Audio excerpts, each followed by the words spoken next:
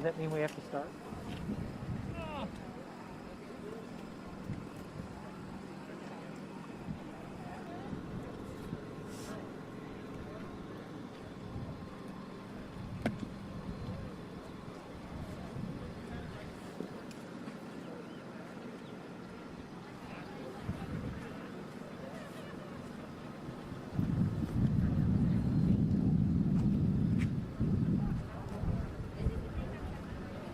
Check, check, 1, 2. Audio check, check, 1, 2. Audio check, check, 1, 2. 1, 2, 3, 4. Mic check, check, check. 1, 2, 1, 2. 1, 2, 3, 4. Audio check, check. 1, 2. 1, 2, 3, 4. Audio check, check. 1, 2, 3, 4, 5, 6. Mic check, check, check. Check, 1, 2, 1, 2, 1, 2, 3, 4, 5, 6. Audio check, check, check, 1, 2, 1, 2, 2, 2, 3, 4, 5, 6. Mic check, check, 1, 2, 1, 2, 3, 4, 5, 6. Check, check, check, 1, 2, 1, 2, 3, 4. 5, 6. Audio check. Check, check. 1, 2, 3, 4, 5, 6. Danny.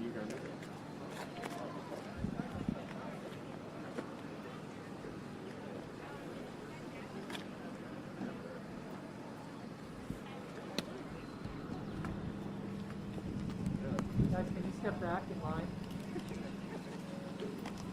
Thank you.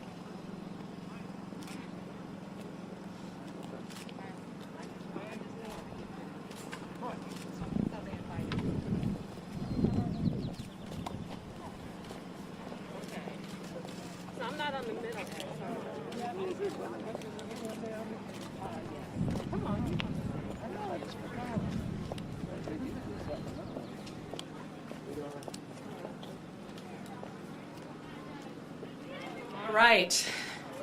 Good morning, everyone. I'm San Francisco Mayor London Breed, and I am here to welcome home our governor, Gavin Newsom, to make a very, very special announcement.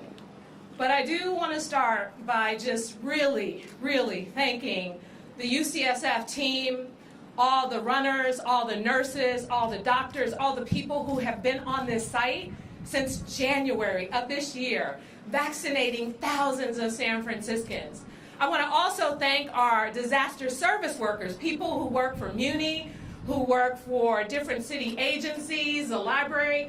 They have moved from their current responsibilities to be here on site to help make sure that this is a smooth operation. I don't know if any of you've seen, I guess, what they call the pit down there, but for those of you who may not have had a driver's test in many, many years, you may not want to go down there because it's an obstacle course. In any event, today is a good day. Yes, it's a typical foggy day in San Francisco on the west side, but it's still a good day. As of today, over 50% of San Franciscans over the age of 16 have been vaccinated. Yes. And also, 85% of those over the age of 65 have been vaccinated in San Francisco. Our hospitalization rates are at 20 people. Can you believe where we were over a year ago and where we are now today with that many people who are vaccinated? Who would have thought we would be at that place today? San Francisco is currently in the orange tier, and fingers crossed, Governor, we'll be in the yellow tier next week, and we'll be headed home very soon. But guess what, folks? We're still in the pandemic, and we still need to be careful. As you can see, we are still wearing our mask, even though I don't think I know what anybody else looks like here, but we're keeping each other safe. And as we come out of this pandemic, we're going to look back on this time and be so excited and proud for what we accomplished here in San Francisco and the state, and the person who has led this effort to keep Californians safe, to make sure that the hard decisions were made when other states have seen their numbers skyrocket and still refuse to make those hard decisions. He's bared the brunt of the challenges of this pandemic. No one had a playbook written. No one told us we would be dealing with a global pandemic. But our leader, Governor Gavin Newsom, has done an extraordinary job helping to move this state forward, and that's the reason why we are in a very good place. So, ladies and gentlemen, Governor Gavin Newsom. What's the matter with EDD? Where's my unemployment? Thank you, Madam Mayor, very much for the introduction, and thank you for your leadership.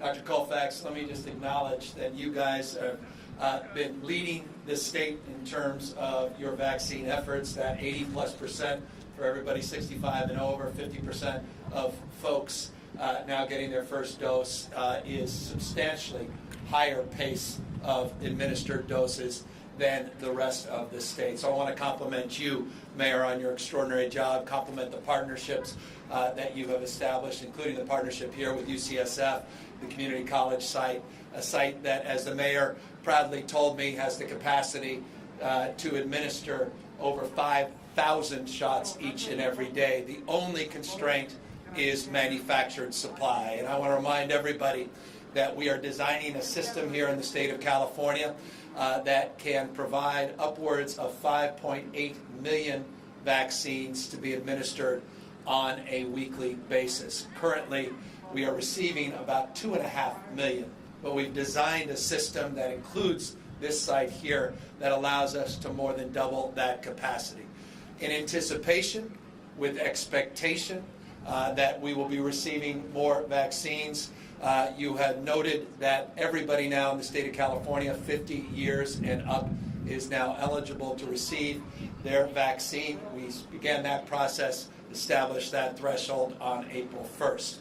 We are encouraging folks that have not yet signed up to go to My Turn, the statewide platform, to reach out to learn about most proximate site for where you are living to get these doses administered. Today, in the state of California, we are proud to have passed two significant milestones.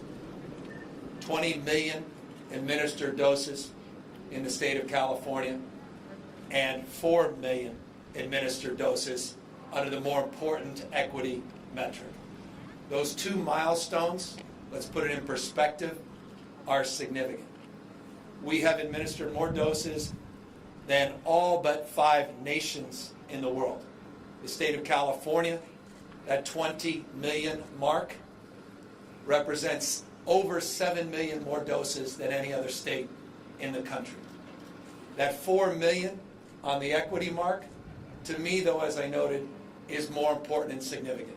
This state set a commitment and a audacious goal of providing over 40% or upwards of 40% of all our first doses and providing them under an equity metric in order to deliver on the cause of equity. We still have a lot of work to do in that space. We're mindful of that.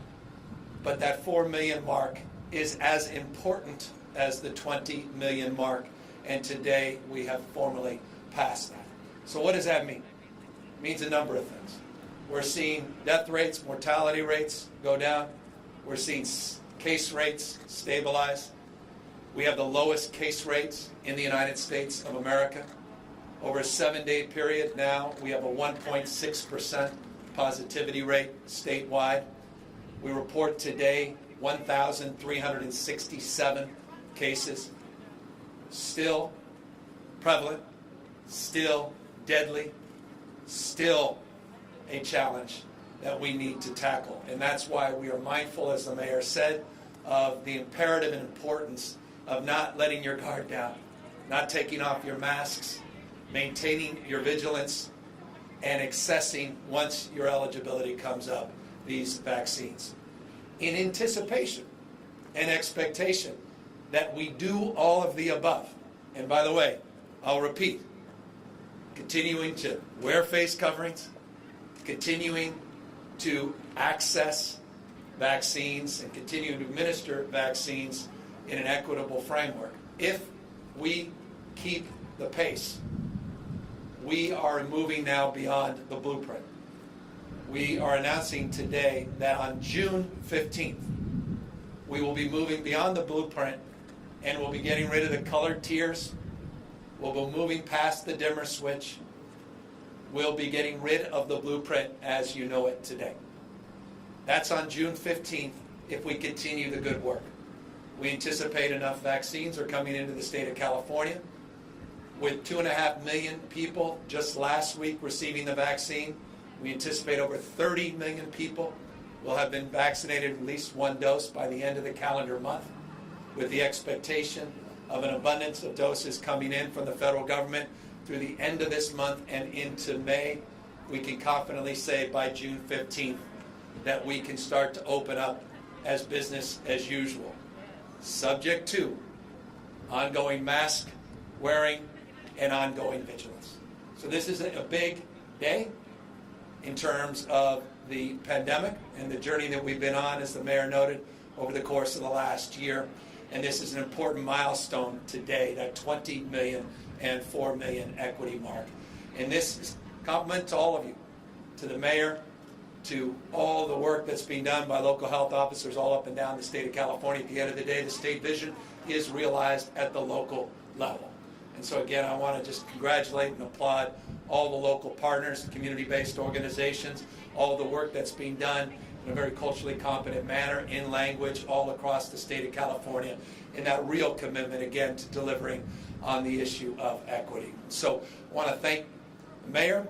I want to thank Dr. Colfax. I also want to thank Dr. Galley, who has led the charge. We've had a blueprint in place in this state for 31 weeks now. And by the way, 16 counties are moving today into less restrictive tiers in that blueprint, which is further progress. But no one has been more enthusiastic than moving beyond the blueprint than Dr. Galley, but soberly and thoughtfully, led by data, led by disease prevalence, looking day in, day out, hospitalizations and ICUs, tracking these mutations, and I'll close on that point. We're very mindful of the variants. We're very mindful of mutations. We have sequenced as much or more than any other state. The genomic sequencing that this state does is second to none. 851 UK variants we have sequenced in the state, 10 South African variants, 35 Brazilian variants, close to 9,400 West Coast variants. And we are also tracking a number of other variants, new one from India, which got a little bit of attention this week, this double mutant, this double variant, and also mindful of variants coming from the East Coast, including a New York variant. This is really a race, these vaccines, against the variants, against the mutations. And that's why, again, I will end as I began.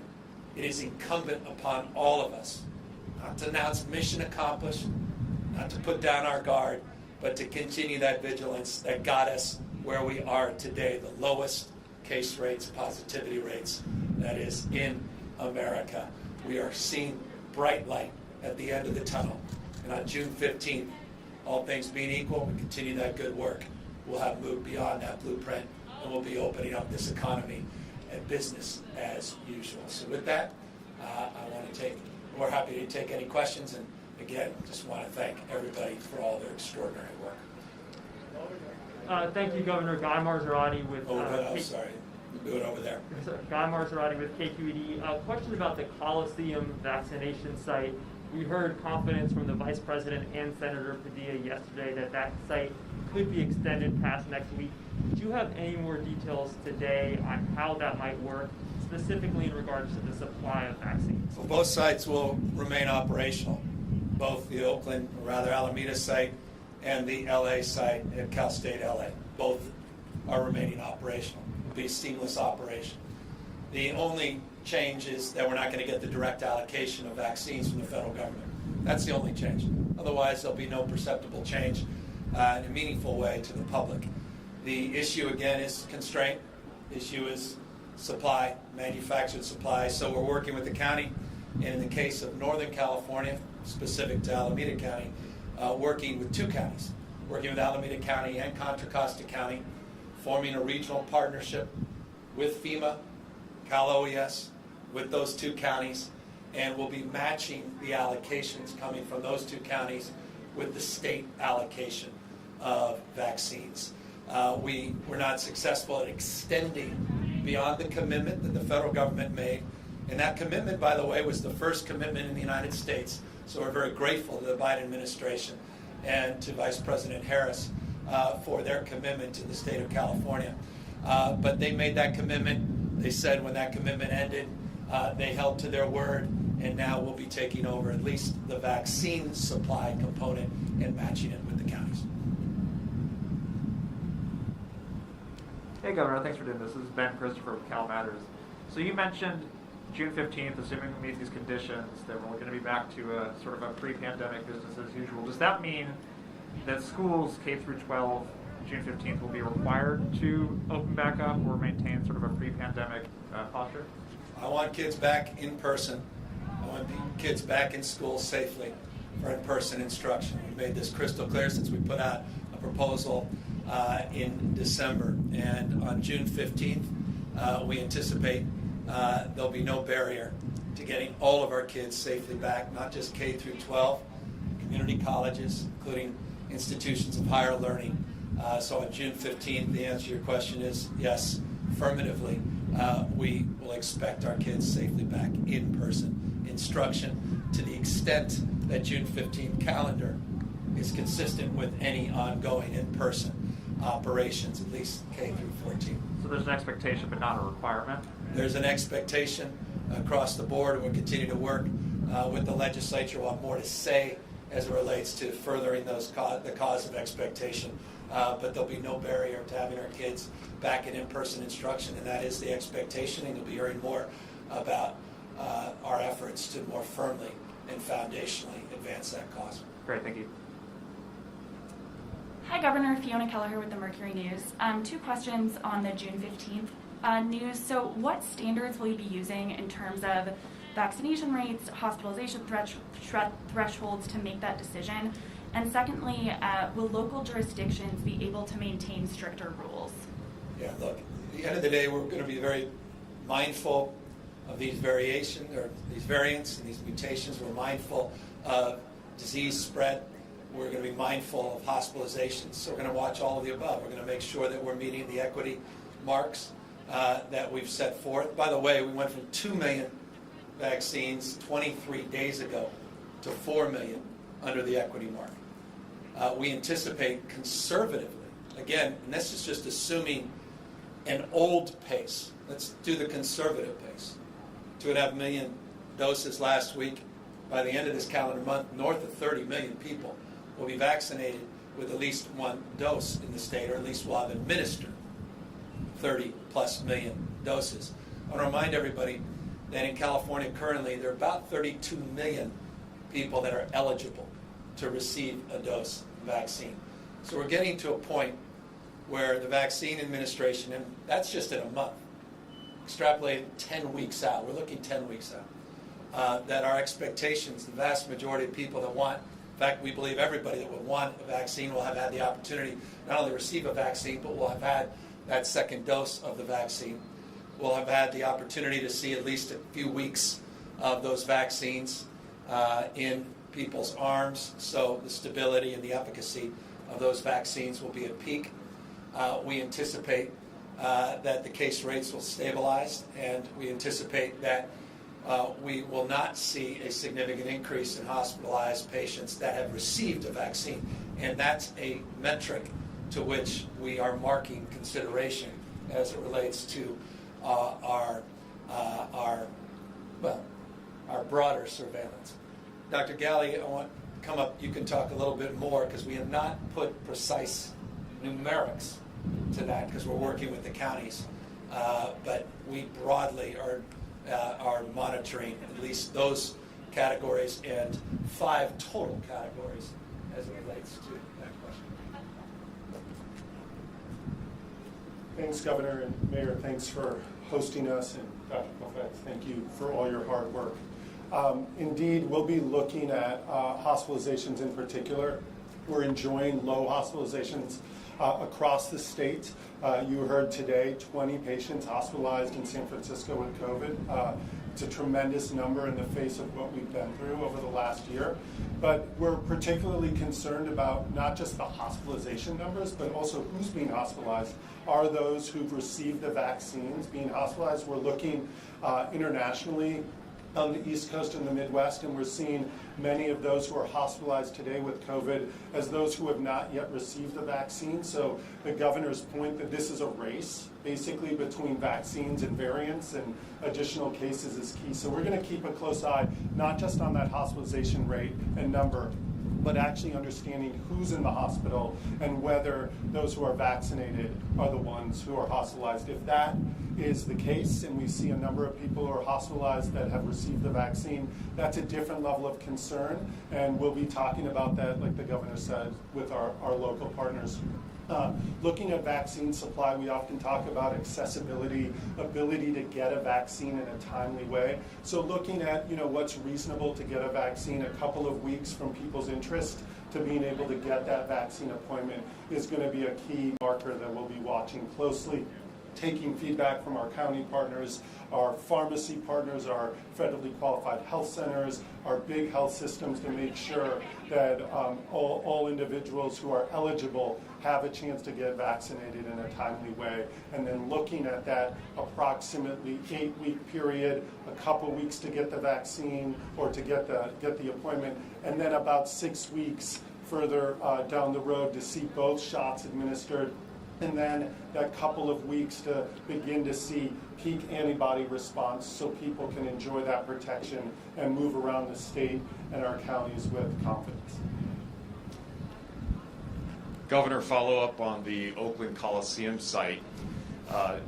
With the state allocating and matching that allocation with the counties, ultimately, what are the numbers going to be like in terms of the number of people getting vaccinated at that site under the FEMA plan and under the plan with the state and the counties? Yeah, we're working through the details. It's, again, it's determination on the basis of what those 2 counties could put up, and we'll match. Same down in Southern California. So they currently are operating about 6,000 a day. They have a couple mobile sites. In addition to that, anywhere from 6 to 7,500, depending on the day. So baseline of about 42,000 a week. But remember, this is not a zero-sum game. They're significantly increasing supply directly to pharmacies, coming from direct allocations from the federal government. Walmart, Costco, among others, last week, new pharmacies that are part of the pharmacy program. We're also increasing the number of options in federally qualified health centers. So there's multiple strategies. When these 2 FEMA sites came up, we're living in a different frame, a different world. Mass vaccination sites now represent just those 2 sites. A little less than, well, roughly 3% of the statewide distribution and allocation of vaccines. So we're in a different place. Those sites are important. They're up. They're operational. They're turnkey. We want to keep them up. We've been crystal clear with the federal government about that. We tried hard to get more direct doses of the vaccine. They're competing. We're competing with 50 other states.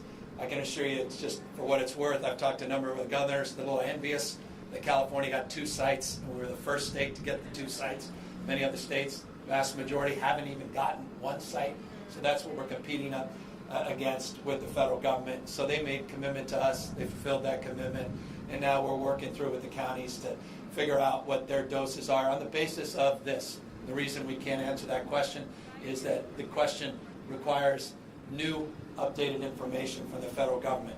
This morning we received word that we'll get about 16.5 million doses of Pfizer and Moderna nationwide, and then a variable on the J&J. We're translating what that means for California and then what that means for Contra Costa and Alameda. Once they have that information, we got that about 2 hours ago. Once they have that information, they're going to figure out their allocation. We'll figure out our match, and we'll be able to answer that question. But can we as soon as expect that possible. number to be lower? I wouldn't expect anything until we work through those numbers. Regarding mask mandates, about a third of the states across the country have lifted their mask mandates or have never had them in place. When do you anticipate the state of California lifting that mask mandate? We're not anticipating in the short run lifting the mandate for masks. We think it's incredibly important. It's the most powerful and important non-pharmaceutical intervention you can do to mitigate the spread of this disease. And I want to remind people that this disease continues to be deadly, not only here in the state, across this country. And the disease didn't take Easter weekend off. It's not taking this week's spring break off. This disease is as deadly as it's ever been. The only thing that we have done is we have suppressed the spread. We've mitigated that spread because of the number of vaccines that have been administered, because of the antibodies that are in, that have obviously significantly increased across the state and country, and because of mask wearing. And so we are committed to extinguishing this disease, and we don't have any short-term goals as it relates to lifting the mask mandate. Hi, Governor. Stephanie Zero with ABC7. Two questions here. The first being just a follow-up to what you just alluded to a moment ago. How many vaccine doses do you expect California will be receiving weekly by early May? And secondly, given that indoor venues will be able to reopen assuming criteria is met, what is the state doing to crack down on fake vaccination cards? So as it relates to vaccines, 2 weeks ago we received 1.8 million. Last week, 2.1 million. This week, 2.4 million. I just referenced, just had a call, governor's call, weekly call with Jeff Zients, who runs the task force for the Biden administration, and they set out the federal allocations. We're translating that again. We just got those a couple hours ago. And once that information is, once we receive that detailed information, then we present that to the counties. We present that publicly to you in real time. I anticipate those numbers to continue to go up. The one variable remains J&J. The stabilization on Pfizer and Moderna, we have more confidence in the short run. J&J, we have lots of confidence in the medium run and long run, meaning the short term with J&J variability begins to give way to more confidence in May that J&J will substantially come in at a much higher and more predictable number of manufactured supply. But the issue of supply, we have confidence that the numbers will continue to tier up, and that by May we'll be in that frame that President Biden made clear a few months back when he said by May every eligible American that wishes to access and get a vaccine will have the ability to schedule that access, and I believe that to be the case in May as well. Hi, Governor. Andres with Telemundo. Are you worried about the cases going up in some counties, like, for example, Alameda? You know, we're always mindful, and every day, first thing we do is we wake up and look at the case rates. We look at it by region. The Bay Area's seen a modest increase in the last number of days. Statewide, we've seen a decrease. As I noted, 1,367 cases. Statewide, put that in perspective, New York had over 6,700, state half our size. Florida over 4,700, much smaller state. California less than 1,400. Now, we were 2,400 a few days ago, so it bounces back and forth. Positivity rate, though, has remained over a 7-day period at 1.7%, or 1.6 today, 1.7, 1.8 the last few days. So, yes, every day we are cautious, we're mindful, and every day someone gets a vaccine, every by one of these cars goes through.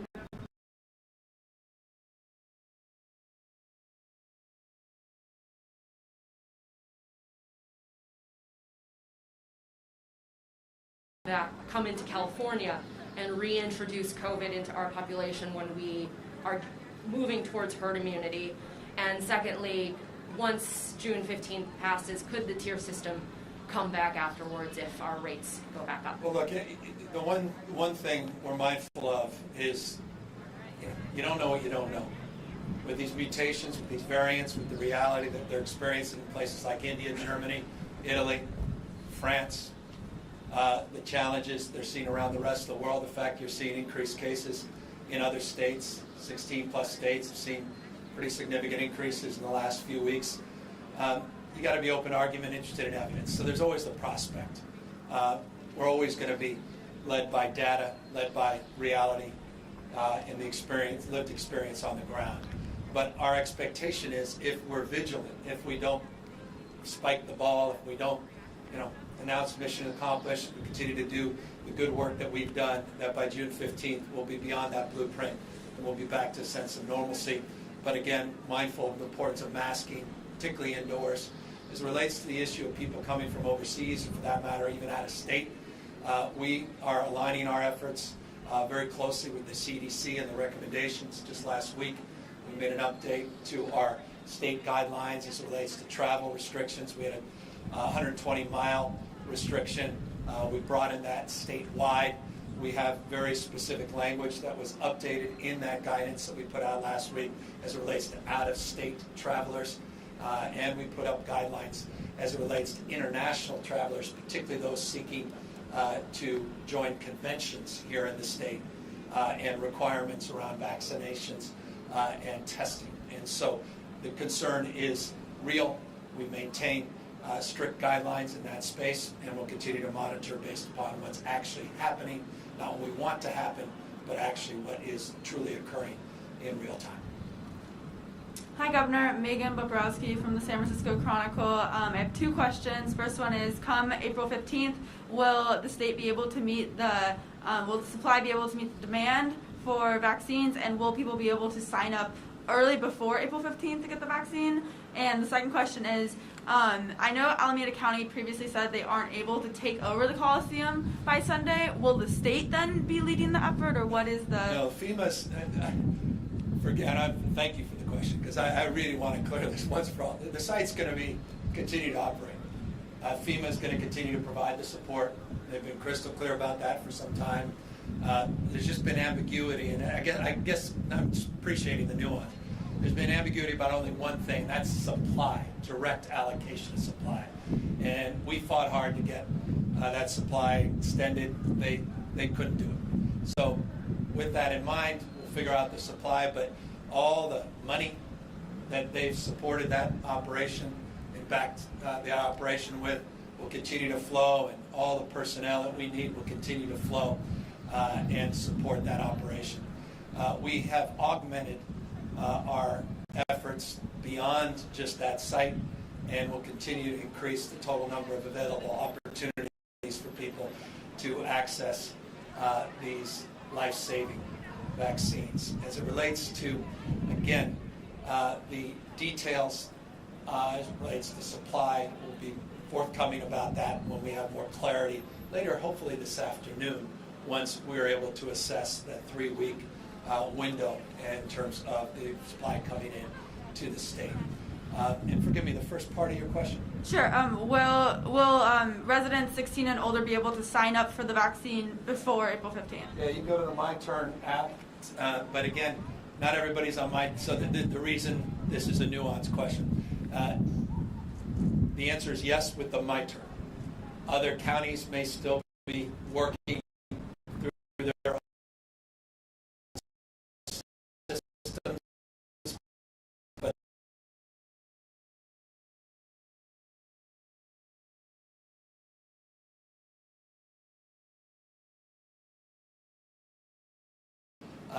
until we have the available supply.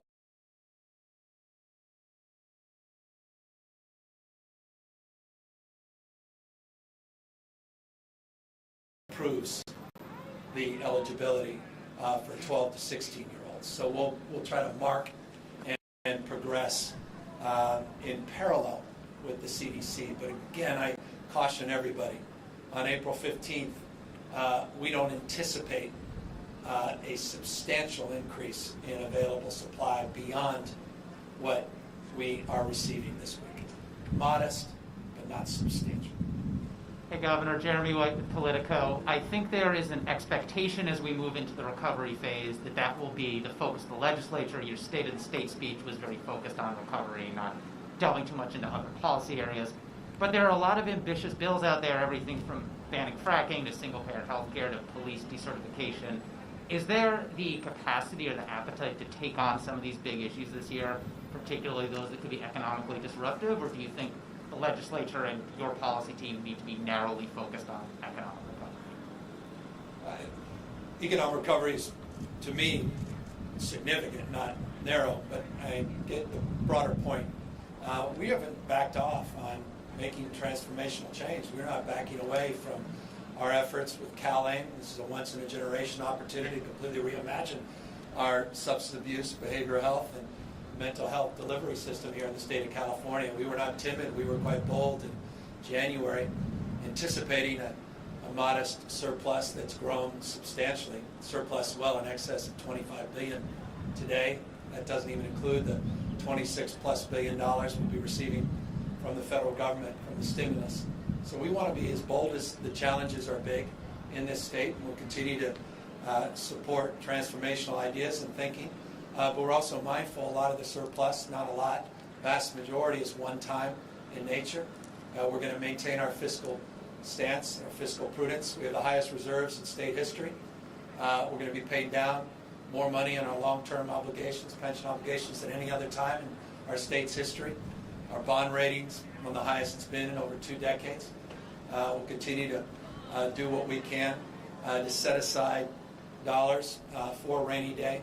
But we are mindful that economic recovery has to be focused on equity and those that have been disproportionately impacted by this pandemic. And so we'll continue, as we have in the last number of months, to prioritize and target our efforts, relief efforts, and recovery efforts in that manner.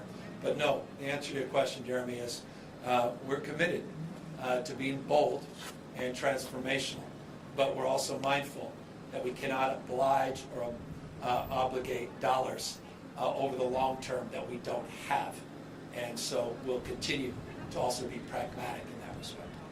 Thank you, Governor. And then I had a quick follow-up on your earlier response about the mask mandate, which you said you have no intention to get rid of in the short term, the virus remaining deadly. But if we get to the point in mid-June where hospitalizations are low, vaccines are widely available, might you then contemplate lifting the mask mandate if you hit these other indicators? Yeah, look, we're open argument. We're interested in evidence. This is the disease, the data will make that determination. It won't be done on a political whim. It won't be determined out here in sunny west side of San Francisco early part of August. I mean, this disease continues to be rampant, continues to be deadly. You're seeing disease spikes and surges in other parts of the country driven by youthful exuberance, literally and figuratively, as well as these variants. And so all of these things are factors, including the lived experience around the rest of the world. So we're very sober about this. We do not subscribe to the point of view of some of these other states. There are few, baseball fans that I take a back seat to, but I was disappointed to see some of those images of, tens of thousands of strangers packed into a stadium without any mask mandate. Opening day the other day or yesterday, one of those states. That's not the lead we're going to follow here in the state of California. We're going to follow the lead of Dr. Galley and Colfax and others, and continue to be sober and mindful of this disease and this pandemic. Hi, Governor. This is By Sean. the way, you remember, the mayor's still here, and she's always available for any questions. God bless you. Hi, Governor. This is Sean Huang from World Journal. Just one question. Because people who over the age 16 can be injected since April 15. So, can you talk the support of vaccines from federal government? For people give me the support from the federal government that's come from. So can you talk the support of vaccines from federal government? The broader support specific to the vaccines? Yeah. Well, the support we're receiving from the federal government is extraordinary, and I just want to note that it's come in many different ways. We're getting direct support for these 2 mass vaccination sites that will continue in the state of California, both in Alameda and in LA. That support will continue in terms of personnel and reimbursements in partnership with FEMA and the Office of Emergency Services, and with the support of the counties, LA, including Contra Costa and Alameda County. We've relieved direct financial support for direct vaccines. Again, I remind people, you can get a vaccine regardless of your immigration status, your ability to pay. Vaccines are free, and I want to encourage everybody 50 and over today to get a vaccine. On April 15th, everybody 16 and over will be eligible for a vaccine. We are in a race against these variants, and I want to encourage everybody that hasn't availed themselves to do so. And the sooner we do that, we truly can turn the page, move away from this blueprint by June 15th, continue to do what you've done to get us to where we are today, one of the lowest positivity rates in the country, mindful always of these mutations. I want to again thank Dr. Galley and Colfax, and thank Mayor Breed for extraordinary leadership, and thank you to the partnership here at UCSF Community College and one of the larger vaccination sites, not only in San Francisco, but in Northern California. We appreciate everybody being out here.